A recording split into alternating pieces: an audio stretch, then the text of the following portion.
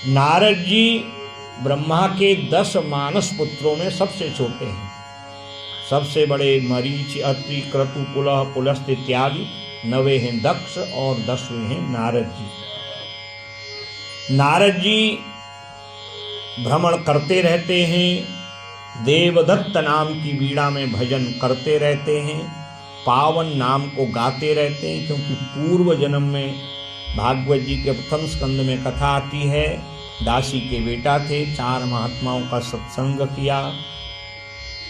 नमो भगवते तुभ्यं वासुदेवाय धीमहि प्रद्युम्नाय निरुद्धाय नमः संकर्षणाय च। इसी द्वादशाक्षर मंत्र के द्वारा ओम नमो भगवते वासुदेवाय, इसी श्लोक से ये द्वादशाक्षर मंत्र प्रकट हुआ। 4 महात्माओं के द्वारा इस द्वादशाक्षर मंत्र को जपा। गुरुओं का वचन है इस मंत्र से तुम्हें प्रभु का दर्शन होगा। पर जब प्राण निकलने का समय आया, दर्शन नहीं हुआ, आकुल व्याकुल हो गए, तो आकाशवाणी हुई, मैं दर्शन दूंगा, थोड़ी तृप्ति थोड़ी देर की होगी, परंतु मैं चाहता हूं मैं तुम्हें अपना ही रूप प्रदान करूं। हर जन्म में पूर्व जन्म की स्मृति बनी रहेगी। मेरे महामंत्र का जप करते रहो, मैं तुम्हें अपना ही स्वरूप प्रदान करूंगा। जब भगवान नारायण ने नई सृष्टि का निर्माण किया, अपने नाभि कमल से ब्रह्मा जी को प्रकट किया और सृष्टि निर्माण की आज्ञा दी, तब ब्रह्मा जी ने पृथ्वी, जल, तेज, वायु, आकाश आदि अष्टधा प्रकृति का निर्माण किया और मरीचि, अत्रि, पुलह, पुलस्त्य सहित नारद जी को प्रकट किया।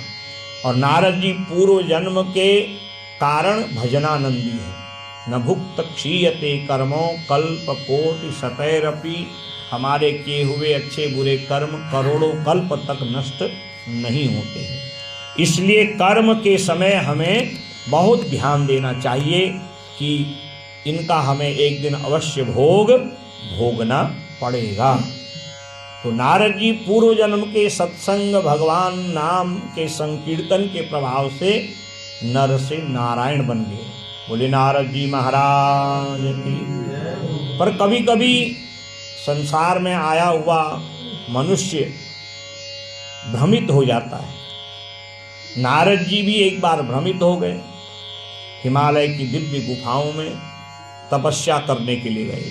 हिमगिरी गुहा एक अति पावनी, हिमगिरी गुहा एक अति बह समीप सुरसरी सुहावनी, बह समीप सुरसरी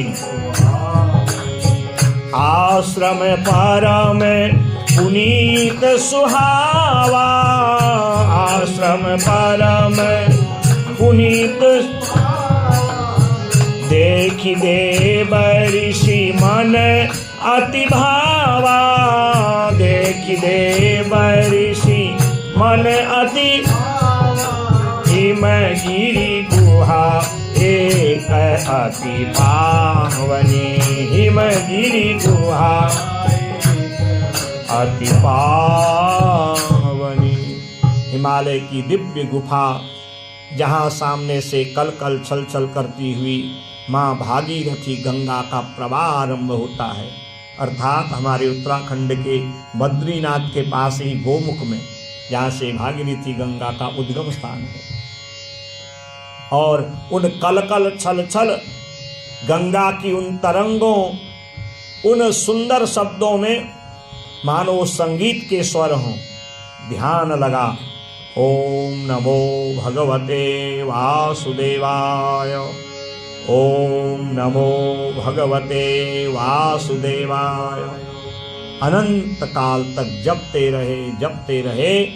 इंद्र को लगा कि कहीं नारद जी मेरी गद्दी पर अधिकार पाने के लिए तप न कर रहा हो, क्योंकि जब भी कोई तपस्वी तप करता है तो इंद्र को संदेह हो जाता है।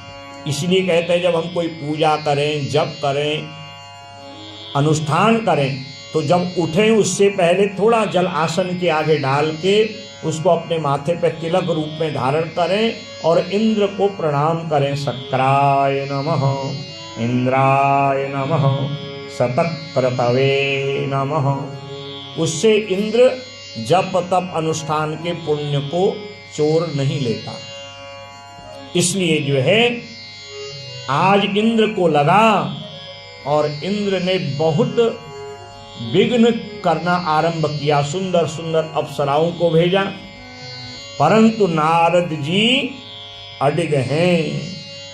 कामदेव को भेजा, कामदेव जिन्होंने भगवान के ललाट के नेत्र को खोल दिया, पर वो नारद जी के ध्यान को भंग नहीं कर पाए। अपना बड़ा प्रभाव दिखाया। ते ही आश्रम ही मदन जब गय हूं, निज माया बसंत निर्मय हूं।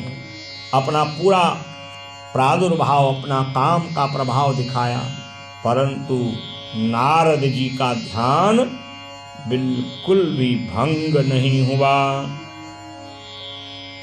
आज जब कामदेव भी असहाय हो गया, इंद्र डर गया महाराज कि अगर नारद जी को पता लग गया तो साधना पूर्ण होने के बाद मेरी तरफ कहीं भ्रिकुट टेढ़ी कर दी तो महाराज तपस्वियों का क्रोध क्या न कर दे महाराज। और जब कामदेव चले गए तो इंद्र वहां पर प्रकट हो गए। नारद जी का तप पूर्ण हुआ। प्रणाम बाबा आपको। नारद जी प्रणाम है, आइए देवराज इंद्र आइए। और स्वयं नारद जी की स्तुति करने लगा।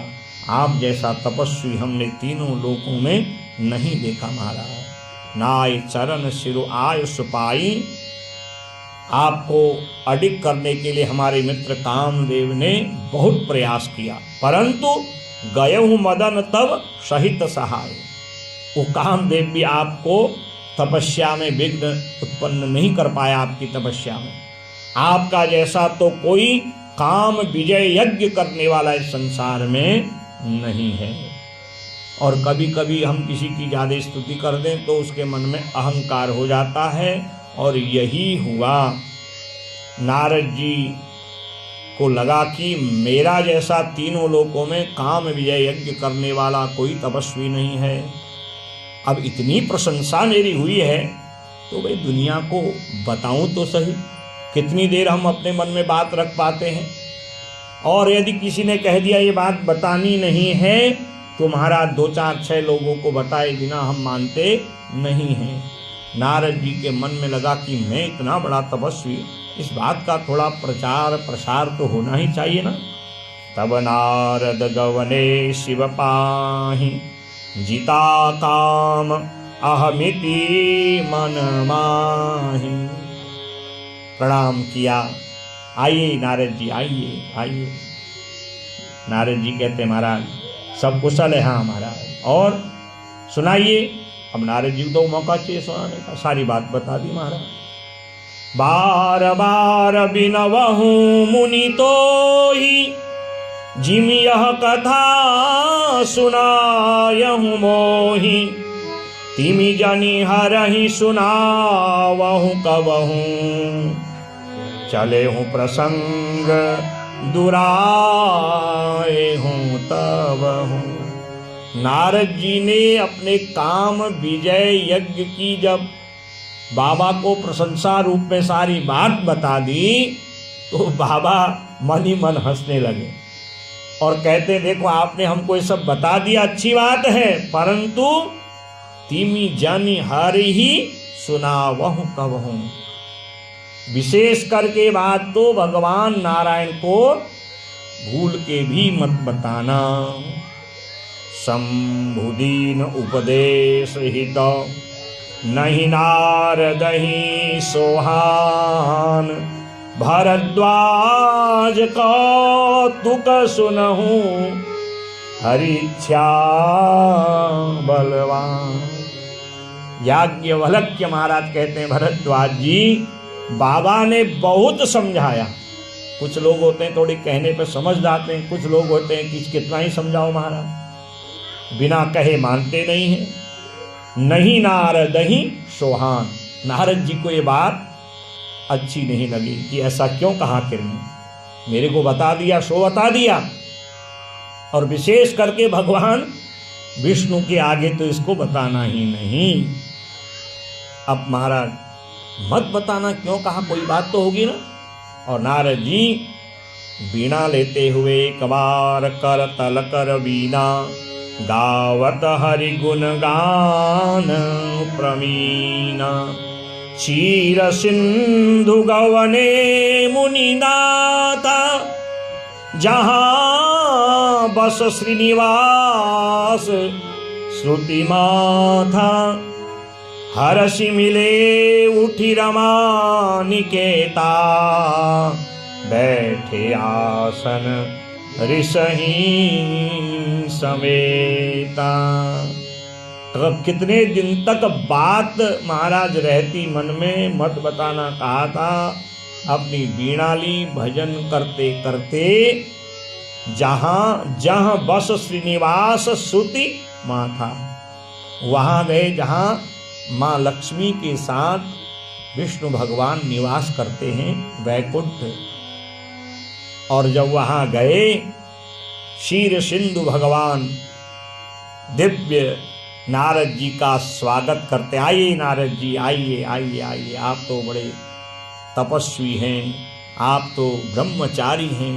नारद जी कहते, मैंने तो कहीं समाचार पत्रों में इस खबर को देखा नहीं, और भगवान को कानों कान खबर हो गई महाराज। अब प्रभु तो सो तुम जानहु अंतर्यामी। आप बाहर से क्या हैं, अंतर मन से क्या आपका चल रहा है हिसाब महाराज, वो तो वो सब जानते हैं। आप दुनिया से कितना ही कुछ कह दो, कितना ही नाटक दुनिया को दिखा लो, कितनी नौटंकी कर लो, वो तो सब जानते हैं। आरती में आप कहते ना, तुम हो एक अगोचर सबके प्राण पति, वो तो सबके हृदय में आत्मा रूप में रहते हैं। आपका सब सोचा किया विचारा सबका चित्र उनके पास है। अब आप दुनिया वालों से छुपाओ कोई बात नहीं, परंतु उनसे कोई छुपा नहीं सकता। नारद जी ने कहा, महाराज आपको पता चल गया? कहते नहीं नहीं, क्या पता चला, ऐसी बात बदल दी। अरे आप तपस्वी हैं, भजन करते हैं, तो यही तो आपका काम है। हाँ, तभी मैं कहूं, मैं जिस बात को बताने आया था वो आपको अगर पता चल गई। हाँ बताइए महाराज, क्या बात है? कहा, मैं काम चरित नारद सब भाषे, यद्यपि प्रथम वरिज शिव राखे। भले ये सारी बात पहले उन्होंने भगवान महादेव को बता दी थी, और उन्होंने कहा था कि सबको बताना, परंतु विशेष करके भगवान नारायण को मत बताना। बस तब से मेरे मन में बड़ी शंका थी, इसलिए मैं आपको ये सारी काम विजय यज्ञ की बात बता रहा हूँ।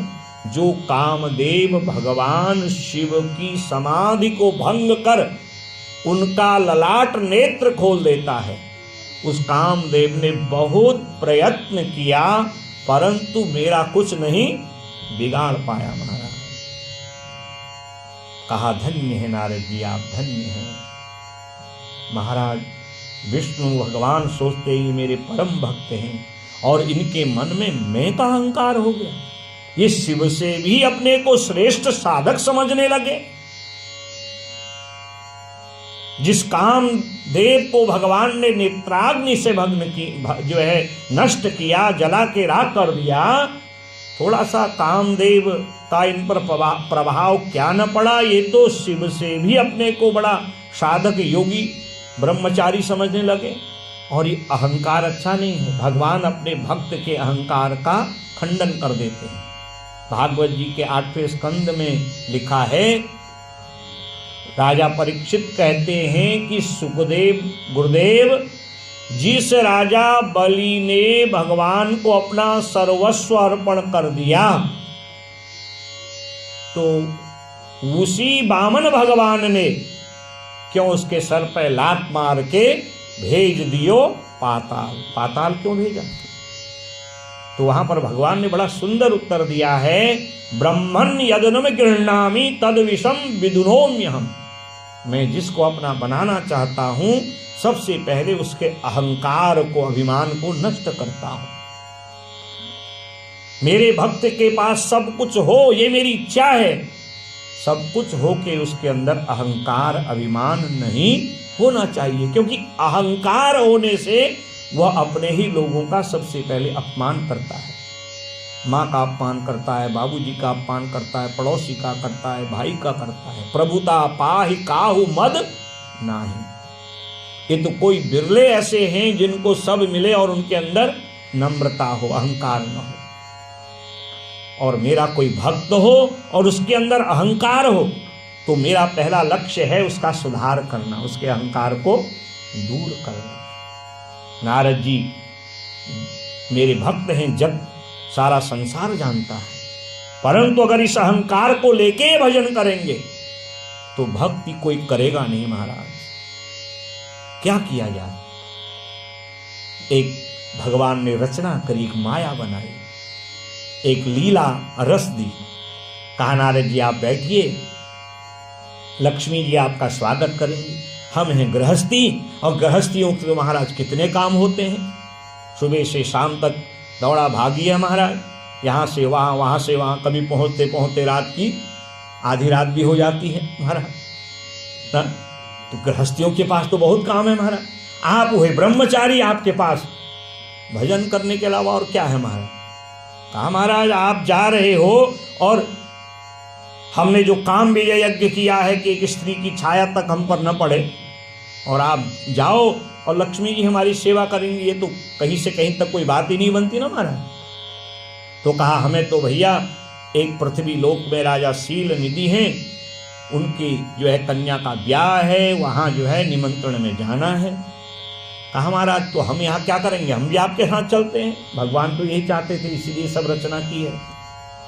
और गरुड़ में पहले कहा नारद जी आप बैठिए, आप ब्रह्मचारी हैं, और हम गृहस्थियों से आए दिन क्या होता है क्या नहीं होता है महाराज। और उस समय जो है भगवान गरुड़ में विराजमान होकर नारद जी के साथ पृथ्वी लोक में गए, और ऐसी सुंदर नगरी जिसकी रचना भगवान ने करी थी। सोई हरि माया सब गुण खानी, सोई हरि माया सब गुण खानी, शोभाता सुखी जाय बखानी, शोभाता सुखी करई स्वयंवर सो नृप बाला, करई स्वयंवर सो नृप आए तह अगणित महिपाला, आए नित मही सोई हरि माया सब गुण खानी, सोई हरि माया सब गुण खानी। ऐसी रचना भगवान ने सुंदर एक राजा शील निधि, उनकी नगरी की ऐसी रचना करी जो देखे मोहित हो जाए महाराज। और उनकी बिटिया है श्रीमती भाग्यश्री जिनका नाम है। जब शील निधि राजा के महल में नारद सहित भगवान गए, राजा शील निधि को पता चला कि संत और भगवंत दोनों आ रहे हैं। महाराज अपनी बिटिया, अपनी महारानी को लेके पूजा की पूरी थाली लेकर के आगे। मैंने आपको निवेदन किया था ना, पहले संत ब्राह्मण अतिथि आते थे, लोग कितने प्रसन्न होते थे। और यहाँ तक कि ऐसे सदगृहस्थी होते थे, भोजन बनाया है, जब तक संत अतिथि न आए भोजन भी ग्रहण नहीं करते थे। वो जानते थे कि संत ब्राह्मण अतिथि भोजन ग्रहण करे तो शेष वो प्रसाद बन जावे। अब तो ये सब चीज़ें कहनी भी अच्छी नहीं है, क्योंकि आजकल लोग अब संत आएंगे, ब्राह्मण कैसे आएंगे, मैं बार बार इस बात को बताता हूँ। महाराज दरवाजे में तो महाराज जो भयंकर वाले बांधे हैं। क्यों आचार्य जी, कैसे अंदर आदमी जाएगा महाराज?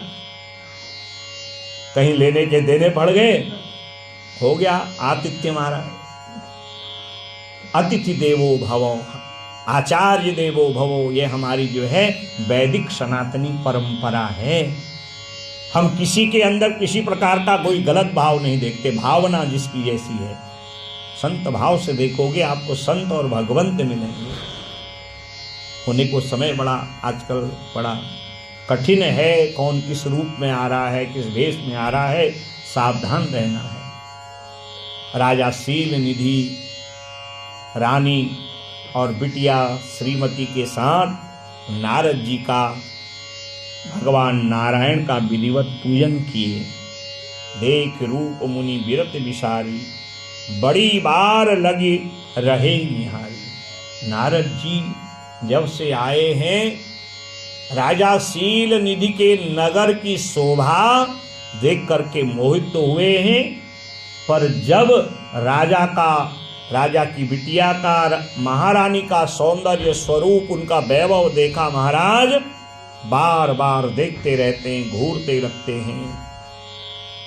विधिवत पूजन हुआ। भगवान से शील निधि कहते हैं कि हमारी बिटिया है, ब्याह योग्य है, अब इसने वर का चुनाव करना है, वरमाला डालनी है, तो बताइए इसको कैसा वर मिलेगा, कैसा घर होगा। कहते महाराज देखिए हम सब बात आपको बता सकते हैं, परंतु हमारे सामने इतने बड़े तपस्वी त्रिकालज्ञ नारद जी हैं, ये हस्त रेखा के विशेषज्ञ हैं, स्पेशलिस्ट हैं। और जैसे ही ये बातें कही महाराज नारद जी भाव विभोर हो गए। इशारा किया, शील निधि ने अपनी बिटिया श्रीमती का हाथ नारद जी के हाथ में दिया। कहा महाराज आप देखिए, इनके हाथ की रेखा को देख के बताइए महाराज। तो जैसे ही नारद जी ने श्रीमती जी का हाथ स्पर्श किया ही था, सारा शरीर रोमांचित हो गया महाराज। और जब देखा हाथ की रेखा में कि इसको तो भगवान विष्णु के रूप का ही जैसा दूल्हा मिलना है, भगवान विष्णु का ही जैसा वैभव वाला दूल्हा घर भर मिलना है। अब भगवान विष्णु का तो ब्याह हो चुका है, अब जैसा कौन होगा, जिस पर भगवान कृपा करेंगे वैसा बना देंगे। तो सारी बात बताई, ये बातें हो रही थी और भगवान उसी समय वहां से अंतर्धान हो गए। बोले भक्त वत्सल भगवान। नारद जी चारों ओर देखे, समझ गए भगवान का जितना काम था, निमंत्रण मनाने आए थे, महाराज निमंत्रण मना के चले गए। अब 1-2 दिन में ब्याह होने वाला है, सारा नगर सजा है, कहीं कोई हाथ पहले न मार जाए महाराज, किसी के गले में बरमाला न मिल जाए। हमने क्या बिगाड़ा है किसी का मारा, हमने भी खूब तपस्या की है, पकी हुई रोटी, धुले कपड़े, 2-4 मीठी बातें करने वाली लक्ष्मी किसको नहीं चाहिए। कहा ये तो सब भगवान ही कर सकते हैं। अब इस भेष में दूल्हा बन के जाएंगे, कौन कन्या देगा। और फिर भगवान के पास गए। हरिसन मागो सुंदरताई, हो इहि जात गहरू अति भाई। मोरे हित हरि सम नहीं कोऊ, एहि अवसर सहाय सोई हो। मैं भगवान से उनका स्वरूप मांगूंगा और उनके अलावा हित करने वाला भी संसार में कोई नहीं है। अब नारद जी का हित कैसे होगा, क्योंकि कभी कभी कुछ लोग ऐसे होते हैं, जैसा समाज की स्थिति को देखते हैं वैसा मन का उनका भाव हो जाता है। जैसे कोई रंगमंच पर मंचन कर रहा कोई पात्र है और अनेक लोग उसको देखते हैं, उस समय हम देखने वालों को लगता है शायद हम भी ऐसे ही होते, और कितने देर के लिए होंगे महाराज, फिर मन बदल जाएगा। और भगवान ये जानते हैं नारद जी का हित ऐसे होने वाला, अभी तो ये थोड़े से बहकावे में और थोड़ा सा ये माया सौंदर्य रूप के भाव में डूबे हैं, पर इनका वास्तविक जीवन का लक्ष्य है भजन करना। अनेक जन्मों से भजन करते आ रहे हैं। और गए अति आरती कही कथा सुनाई, करहु कृपा करी होहु सहाई। हाथ जोड़ के विधिवत पूजन आरती करी और कहा प्रभु बस अब मेरा मन भी ब्याह करने को हो गया है। आज यहाँ कल वहाँ भागते भागते सारी उम्र निकल गई है। भगवान कहते हैं नारद जी, अरे आप तो तपस्वी हैं, आप जहां भी जाएंगे आपकी सेवा करने वालों की कोई कमी थोड़ी है महाराज। आपने देखा होगा कई के कैसे महात्मा होते हैं, बड़े बड़े भक्त चरण दबाते रहते हैं, सारी महाराज सेवा उनके लिए, सोने की थाली जो चाहे महाराज, ये सब तपस्या का प्रभाव तो है। अरे महाराज ये रोज की इधर की उधर भागम भाग से मैं बड़ा परेशान हो गया हूं। नारद जी कहते हैं क्या आप नहीं चाहते मेरा गृहस्थ बसे, आप ही की तरह घर हो, परिवार हो, हैं सेवादार हो। कहते हैं मेरा मन तो है, पर आपका मन कितनी देर स्थिर रहेगा। नहीं महाराज रहेगा, अब आप जैसे मेरा हित होता है वैसा करिए। जेहि विधिनाथ होई हित मोरा, जेहि विधिनाथ होई हित करहूँ सो बेगी दास में तोरा, करहूँ सो बेगी दास। जैसे मेरा हित हो वैसा करिए। और भगवान मन ही मन मुस्काए, इनका हित कैसे होगा वैसा ही करूंगा। निज माया बल देखी विशाला, निज माया देखी विशाला, हिय हंसी बोले दीन दयाला, हिय हंसी बोले जेहि विधिनाथ हो हित मोरा, जेहि विधिनाथ हो मोरा।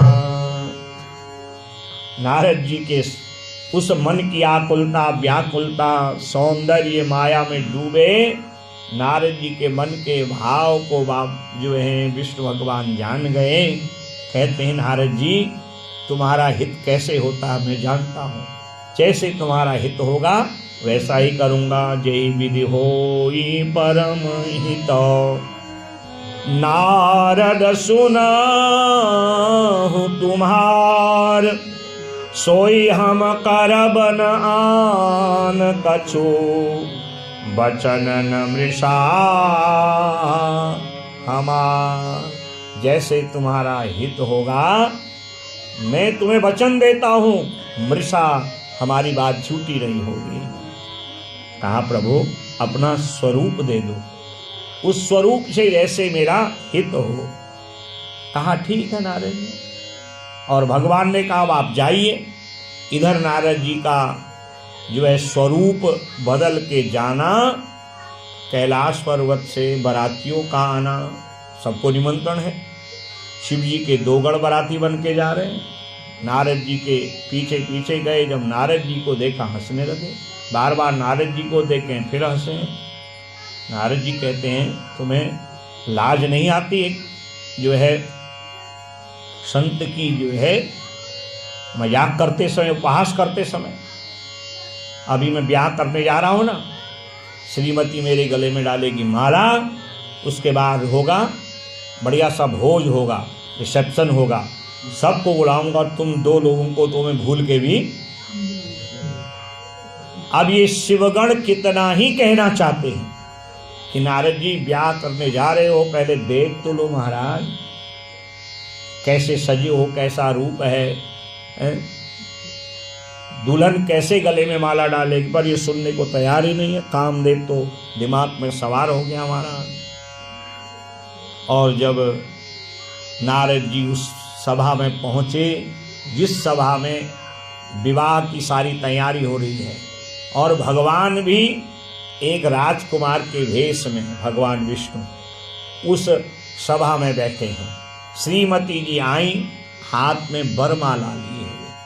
सखी संग लय कुंवरी तब, चली जनुराज मराल, देखत फिरई महीप सब, कर सरोज जय माँ। अपनी सखियों के साथ श्रीमती जी आई नारद जी भी बैठे हैं पंक्ति में, जिधर जिधर को श्रीमती जी जाएं, नारद जी लंबी गर्दन करके कहें कि हमारे गले में माला डालो। और जब ऐसा कर रहे हैं तो लोग हंस रहे हैं।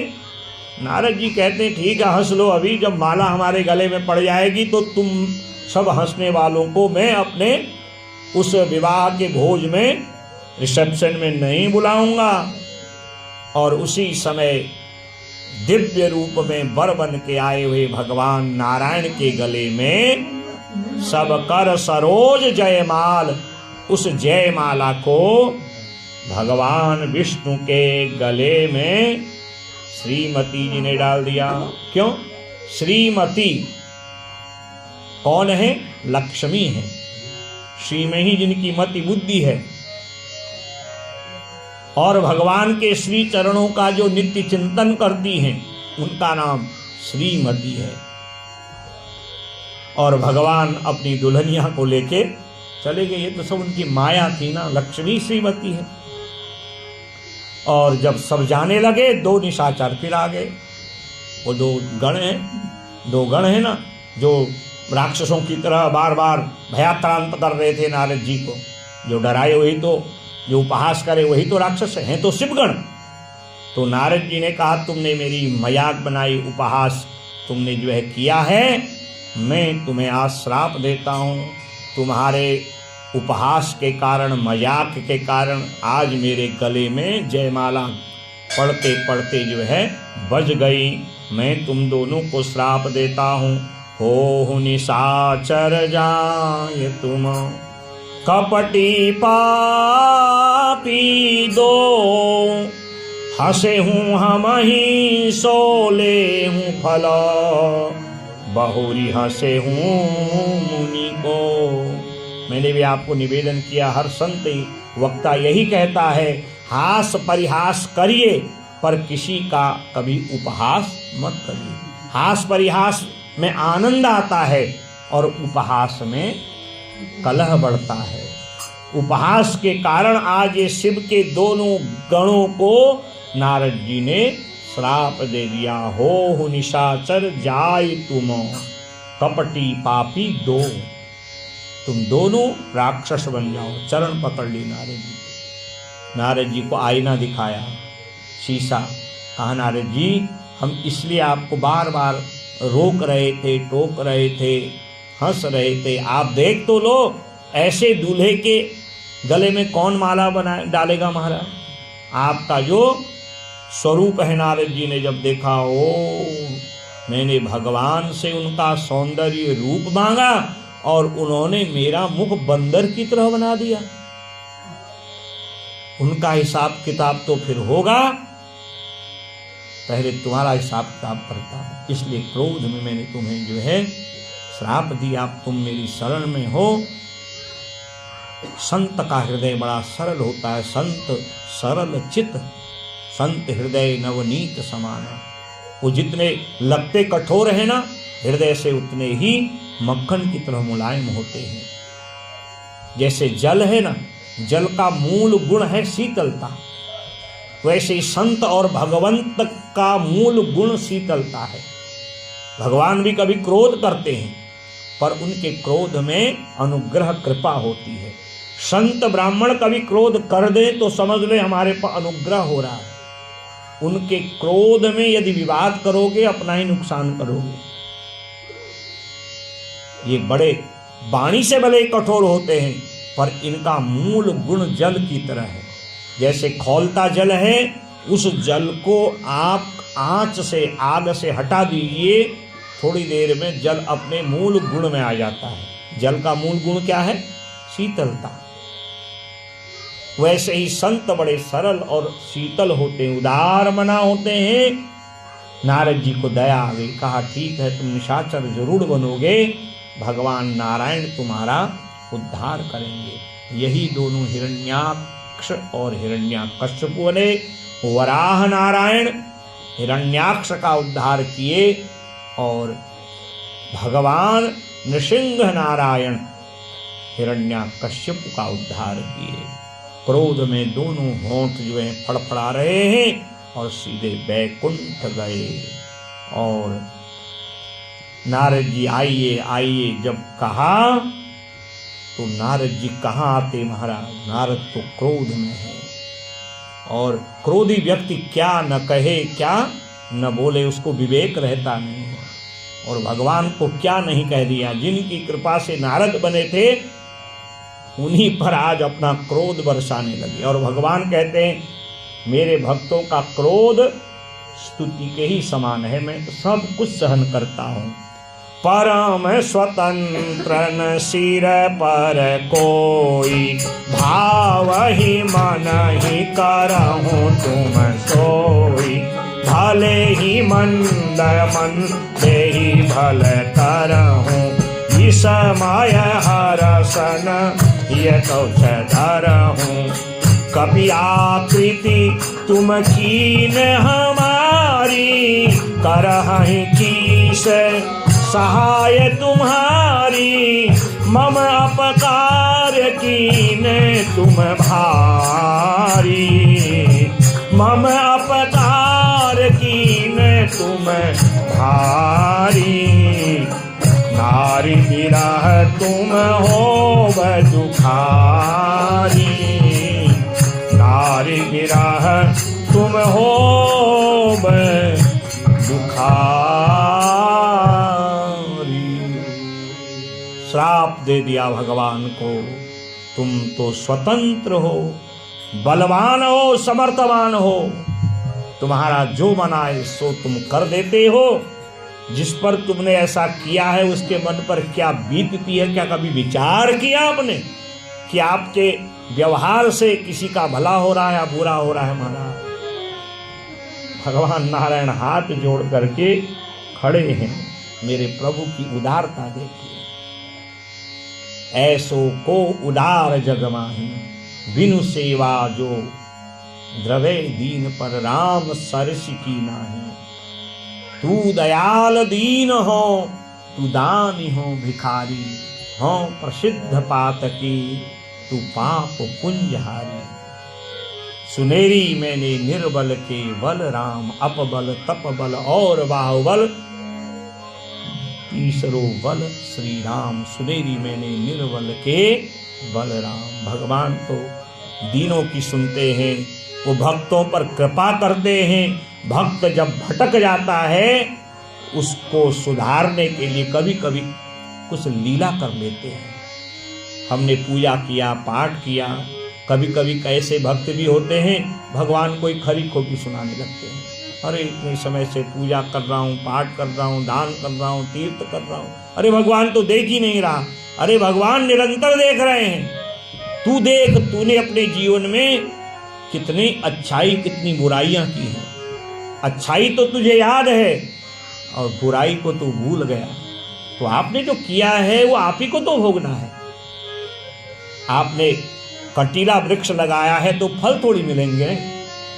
आपने फलदार वृक्ष लगाया है तो समय आने पर फल आएंगे। आज लगाया कल थोड़ी मिलेंगे। नारद जी बोले गए और भगवान श्री हरि नारायण सुनते गए। अरे हमने तो तुमसे सुंदर आपका स्वरूप माना था और आपने हमें क्या किया, तुमने हमारा जो है मुख बंदर की तरह कर दिया। तुमने जो हमारा मुख बंदर की तरह किया ना, मैं आज तुम्हें श्राप देता हूं। नारी विरह तुम होब दुखारी, कपि आकृति तुम कीन हमारी। तुमसे सुंदर रूप मांगा, तुमने बंदर का मुख दे दिया। बताओ क्या इससे मेरा भला है? भगवान नारद जी से कहते हैं, नारद जी आपका भला इसी में है, क्योंकि आप स्थिर हो ही नहीं सकते। दक्ष के श्राप से आपको चलते फिरते रहना ही है। दक्ष का श्राप है बड़े भाई का।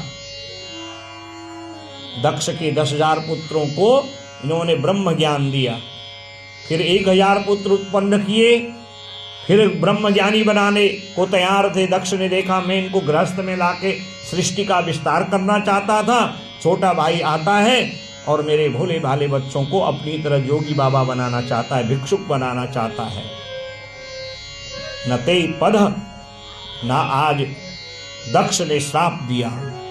ब्रह्मतः लोके ते पदम, आज से तू एक स्थान पर गैया दोहने के समय तक ही रुकेगा, उससे अधिक नहीं रुकेगा। तो नारद जी, जो आपका अवतार हुआ है ये भजन के लिए हुआ है। आपको काम ने आपकी मति को बिगाड़ दिया, आप अहंकार में डूब गए और भूल गए कि मैंने जो है क्या करना है, मेरा लक्ष्य क्या है। और आप जानते हो आप क्या करना चाह रहे, कितना बड़ा अपराध करना चाहते हैं। आप मुझे अपना सर्वस्व मानते हो, त्वमेव माता च पिता त्वमेव बंधु च सखा त्वमेव विद्या द्रविणम त्वमेव सर्वम मम देव देव। और तुम्हें पता है जब तुम मुझे माता पिता सब मान रहे हो, जो श्रीमती थी जिससे तुम ब्याह करना चाहते थे, मोहित हो गए थे, वो यही तो लक्ष्मी थी। ओ नारद जी, महाराज कांपने लगे, मैं ये क्या अपराध करना, मैंने जो है कौन सा अपराध करने को तैयार हो गया था। चरण पकड़ लिए, श्राप शीश धरि हर सिंह प्रभु बहु बिनती कीनी, निज माया के प्रबलता करसि कृपा निधि लीनी। भगवान ने उस श्राप को प्रसाद की तरह ग्रहण किया। नारद जी, आपका एक शब्द व्यर्थ नहीं होगा, मैं पृथ्वी लोक में अवतार लूंगा। तुमने श्राप दिया है ना कि यही बंदर का मुख तुम्हारी जो है तुम्हारा कल्याण करेगा, तुम्हारा सहयोग करेगा। हनुमान, सुग्रीव, नल नील, अंगदादि वानर इसी रूप में मेरी सेवा करेंगे और लक्ष्मी जी सीता बनेंगी। जिन राक्षसों को तुमने श्राप दिया है, अर्थात शिव गणों को राक्षस बनने का, उसमें एक कुंभकर्ण बनेगा और एक रावण बनेगा। और वो सारी लीला संसार के कल्याण के लिए होगी और लीला पूर्ण होते ही आपका श्राप भी समाप्त हो जाएगा। आज नारद जी ये सारी बातें जब सुने, भाव विभोर हो गए। मैंने उस प्रभु पर इतना कठोर वचन, और भगवान उसको जल की तरह पी गए, जैसे प्यासा जो है जल पीता है। कांपने लगे, दोनों नेत्रों से गंगा यमुना बहने लगी। नारायण के चरण पकड़ लिए। भगवान कहते आप चिंता मत करो, यदि आपने मुझे श्राप देके अपने तप को कम कर दिया है ना, तो मैं आपको बताता हूं, मैं आपको जो है निवेदन करता हूं कि आप एक काम करिए। और वो काम ये करना है कि आप को लगता है कि मैंने गलत किया है, तो आप मेरे इष्ट प्रभु शिव के पावन अष्टोत्तर शतनाम का नित्य जप करें, अष्टोत्तर शतनाम का गायन करें, शिव की पूजा करें, क्योंकि शिव नाम के भजन से बड़े बड़े पाप नष्ट हो जाते हैं। जपहूँ जाय शंकर सतनामा, जपहूँ जाय शंकर, होई हृदय तुरत विश्रामा, होई हृदय को नहीं शिव समान प्रिय मोरे, कोई नहीं शिव समान प्रिय। असी परती जहूँ जनि भोरे, अस पर जय पर कृपा न करहि पुरारी, जय पर कृपा न सो न पाव मुनि भगति हमारी, सोई न पाए भगति हमारी। जपहूँ जाय शंकर सतनामा, जपहूँ जाय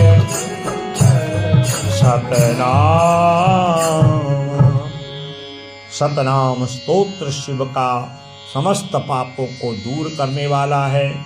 शिवाय नमः, मृडाय नमः, महेश्वराय नमः, संभवे नमः, पिनाकिने नमः, शशिशेखराय नमः, मृत्युंजयाय नमः, रुद्राय नमः, देवाय नमः, महादेवाय नमः। ऐसे पावन नाम है शिव के। नित्य शिव पूजा में यहाँ पर आचार्य ब्राह्मण देवता लोग बोलते हैं। तो जो शिव के एक एक नाम है वो हृदय में परम शांति को प्रदान करने वाले हैं। क्योंकि मेरे को संसार में शिव से अधिक कोई प्रिय नहीं है। और जेहि पर कृपा न करहि पुरानी, लोग मेरी भक्ति करें और भगवान शिव को भूल जाएं तो संभव नहीं कि हम उनसे प्रसन्न हों। भगवान शिव जिस पर कृपा नहीं करते सो न पाव मुनि भगति हमारी, वो हमारी भक्ति का अधिकारी नहीं है। उभयोर अंतरम नास्ति, इसलिए शिव और नारायण में, शिव और कृष्ण में, शिव और शालिग्राम में, शिव और राम में थोड़ा भी अंतर न रखें। शिव की पूजा करें सोचे हम नारायण की पूजा कर रहे हैं, नारायण की पूजा करें समझे हम शालिग्राम शिव की ही पूजा कर, ऐसा भाव रखें। दोनों में बिल्कुल अंतर अगर हम नहीं रखते तब हरिहरात्मक पूजा का पुण्य प्राप्त होता है और तब भगवान कृपा करते हैं। और यदि दोनों में भेद रख के पूजा करी तो भगवान कहते हैं वो हमारी जो है भक्ति का अधिकारी नहीं होता। सो न पाव मुनि भगति हमारी। नारद जी को बड़ा आनंद हुआ और नारद जी वहां से निकल गए भजन करने शिव जी का। काकभूषुंडी जी कहते हैं गरुड़ जी से, बाबा माँ पार्वती से भगवान के जो है अवतार का हेतु ये नारद जी का भी श्राप है। नारद जी के ही श्राप से भगवान बैकुंठ से राम बन के आए हैं।